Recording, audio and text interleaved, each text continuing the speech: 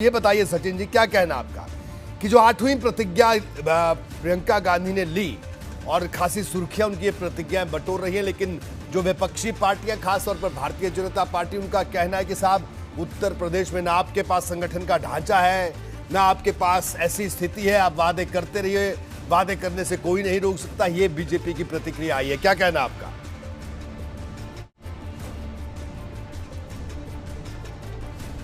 रोहित जी, जो वादे हमने किए, क्या लगता है आपको वादों में दम है कि नहीं है? नहीं, बिल्कुल जब वादे करेंगे तभी मैं तो पूरा कहता हूं करेंगे। बिल्कुल दम है, बिल्कुल दम है। अब इनकी क्या 10 लाख का इलाज नहीं फ्री होना चाहिए? नहीं, रोहित बिल्कुल जी, हमने लोगों को अपने हाथों में दम तोड़ते हुए देखा ऑक्सीजन की कमी से। ये वो उत्तर प्रदेश है योगी जी का, आपने भी देखा होगा, आप भी मजबूर होंगे। तो वो काम अब हम देश में नहीं होने देंगे जो हुए हैं। ये ऐसी मनहूस सरकार आई है जिसकी वजह से देश में बड़ी महामारी आई, जिसकी वजह से जीडीपी माइनस पता नहीं 100 में है कि 500 में है। अब तो जीडीपी को लोगों ने चर्चा करनी बंद कर दी।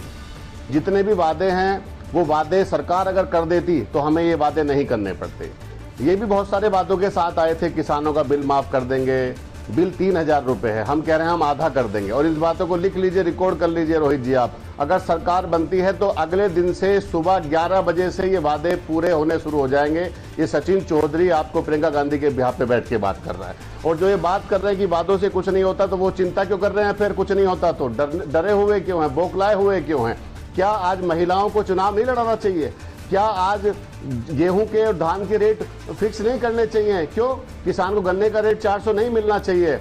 बिजली आप 200 से 3000 कर देंगे, किसान को 400 मिलेगा तो वो अमीर हो जाएगा, सवाल पूछने शुरू करेगा, उसकी बच्चियां स्मार्टफोन चलाएंगी, जो स्नातक पास करेंगे अगर वो स्कूटी से जाएंगी तो क्या माहौल खराब हो सकता है क्या? इन्होंने महिलाओं को, मुसलमानों को डराने का काम किया है। ये वो लोग हैं, इसलिए ये ऐसी बच्चों जैसी बातें करते हैं। ठीक है सचिन चौधरी, बड़े बड़े नेताओं के बारे में मैं आजकल सुन रहा हूँ जी। तो आपने बड़े जाने का समय आ गया है रोहित जी। ठीक है, बड़े विस्तार से आपने अपनी बात की। मैं अभिज्ञान आपके पास आऊंगा।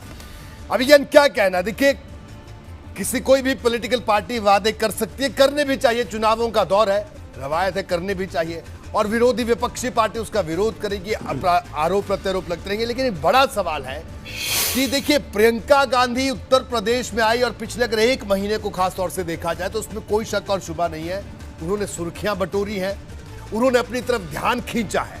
लेकिन आप इसे उत्तर प्रदेश में कांग्रेस का रिवाइवल, जो कि तमाम कांग्रेस के लोग उसके लिए लगे हुए, सचिन चौधरी भी पैनल में बैठे हैं, संघर्षशील नेता है, किस तरह से आप देखते हैं प्रियंका गांधी के इस नए अवतार को? ये एक के बाद एक जो प्रतिज्ञाएं वो सामने लेकर आ रही हैं, क्या कहना आपका?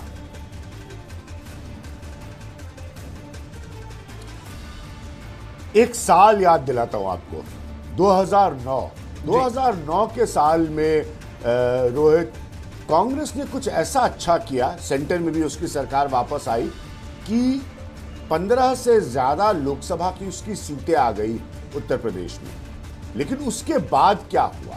कांग्रेस अपने आप को कैपिटलाइज नहीं कर पाई, लाभ नहीं ले पाई उस पोजीशन का। और उसके बाद जैसे 1989 के बाद की स्थिति है, कांग्रेस कभी किसी पावर प्ले में उत्तर प्रदेश में आ ही नहीं पाई। प्रियंका गांधी ने 2 काम पिछले 1 महीने का जो आपने जिक्र किया, बहुत लाजमी है। पहली तो चीज का उन्होंने उत्तर देने की कोशिश की है अपनी मौजूदगी से कि जब पॉलिटिकल टूरिज्म का चार्ज विपक्ष लगाता था तो साफ है वो चार्ज गांधी परिवार के राहुल गांधी और प्रियंका गांधी के लिए था, क्योंकि समाजवादी पार्टी और मायावती की पार्टी वो तो स्थानीय पार्टी है उत्तर प्रदेश की। तो उन्होंने अपनी प्रेजेंस से, अपनी मौजूदगी से, खास तौर पर लखीमपुर खीरी की घटना के बाद कि जो उनकी मौजूदगी उत्तर प्रदेश में लगातार बनी रही है, उससे उन्होंने उस चार्ज को हटाने की पूरी कोशिश की है और उनकी प्रेजेंस ने किसी हद तक उस चार्ज को कम किया है, इसमें कोई दो राय नहीं। प्रॉब्लम कांग्रेस की क्या है? जैसे मैंने उस दिन जब आराधना जी आपके साथ थी, मैंने पूछा कि भाई ये 40% आप, बड़ा अच्छा सपना है, आप देना चाहते हैं टिकट महिलाओं को, बहुत अच्छी बात है, करना चाहिए, ये कैंडिडेट कहाँ से लाएंगे? तो प्रॉब्लम इनकी ये कि इनके पास काडर नहीं है, इनके पास वर्कर नहीं है। और प्रियंका गांधी अपनी तरफ से कोशिश कर रही है उनको उत्साह देने की, उनको साथ लाने की, उनमें वो आकर्षण है कि लोग आएंगे, लेकिन ऑर्गेनाइजेशन की जो जरूरत होती है वो उत्तर प्रदेश में कांग्रेस की परसों बरसों से मैं देख रहा हूं वो चरमरा गई है। उसमें वो ऊर्जा और वो संगठन शक्ति नहीं है, जबकि आपको लड़ना है समाजवादी पार्टी और भारतीय जनता पार्टी से। तो प्रॉब्लम रियल ये है।